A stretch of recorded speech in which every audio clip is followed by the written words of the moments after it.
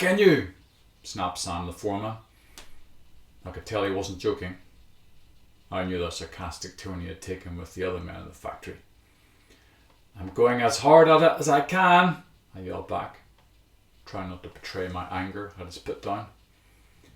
These molds were heavy as hell to lift, and I wondered if I'd make it to the end of the week.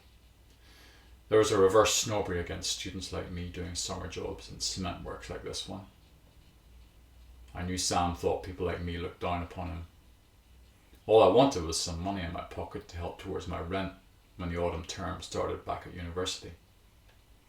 There's that batch over there to do next. He pointed to a bunch of lion moulds that end up as ornaments outside tacky people's doors. I nodded, and he went off to check on the other men across the floor at the concrete fence posts. If you've ever wondered where all these concrete bollards, posts, curbs, pavers, street floor containers, lintels, windowsills, and such wonders that you never thought about were made, then this was the place. Lunch break came to stave off the monotony of the lions. My body was glad to rest. We all sat in the yard with the sun beating down, and Bill, who often showed me the basics of working with concrete, was in the open cab with the forklift, his lunchbox in his lap. We were surrounded by concrete moulds and finished product that was waiting for collection. Lorries and vans came and went continually. What about this festival you're going to at the weekend, Johnny? Bill asked. Any women going to be with you? I groaned inwardly and tried to finish my mouth full of tuna mayo sandwich that I'd made in a hurry this morning. Not enough mayonnaise, so it was dry and sticking to the roof of my mouth. There is the possibility of women being at music festivals these days. I tried to sound laid back about it. Just make sure you bring a tent big enough for one or two of them to fit in. You've got to get the free love while you can, added George. A man who was likely in his early 30s, with huge shoulders and arms. He'd be able to snap me in two over his knee. I'll bear that in mind, I said, feeling my face starting to flush at this scrutiny of my love life. These guys seem to want me to come back from Glastonbury with stories of conquest, as if to live vicariously through me. All I'm interested in right now is not having my foot crushed by a falling lintel and limping for the rest of my life. What's the book? Inquired Bill, who was peering down from the forklift at my unzipped rucksack. Catcher in the Rye. Blank stares as I looked around. It's a novel by J.D. Salinger from the 50s, I said. Bill looked at me quizzically. I was at an inflection point, not knowing if he was interested or if he was just going to take the piss. I pulled it out of my bag and flicked the pages. It's a good read, bit of a classic, quite short too. You could say it's about an angry young guy hating snobbery in society. Would he leave it at that? Sounds right up my street, chimed George. He looked at me expectantly. Are you going to laugh at me for being a bookworm?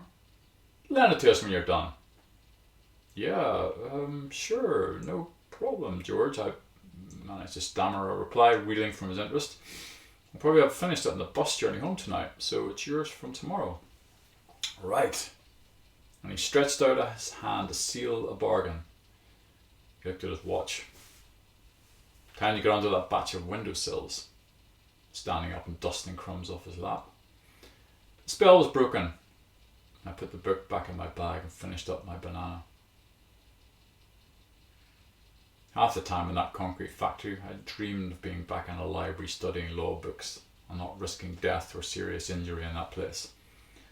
I'd been enjoying campus life for a few months, and I'd just gone back from Christmas break when I had to return in a hurry. It was only a couple of hours from home to get back to Bill's funeral.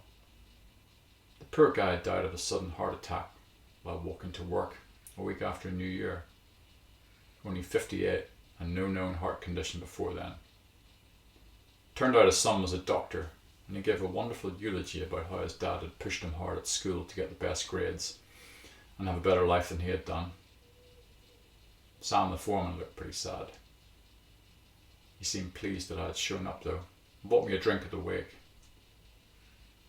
As I was finishing my drink at the bar, I felt something tapping on my shoulder that wasn't a hand. I turned around and there was George. Here you go. handing me back the book I'd lent him. I'd actually forgotten all about it. Thanks, what did you make of it? I asked. Couldn't put it down. I had it finished in a couple of days once I got around to picking it up. You'd gone back to college by then, so I didn't know how to contact you. I figured you might be here today though. He looked strange in a shirt and tie, but he scrubbed up well enough. I slipped Catcher inside my jacket, which had big pockets. Glad you liked it, George. I smiled. I'm about to order. Fancy anything? Nah, save your money. I'll get these. You may as well get yourself back to that college and finish that law degree. Then you can represent me if I ever get into any bother with the law.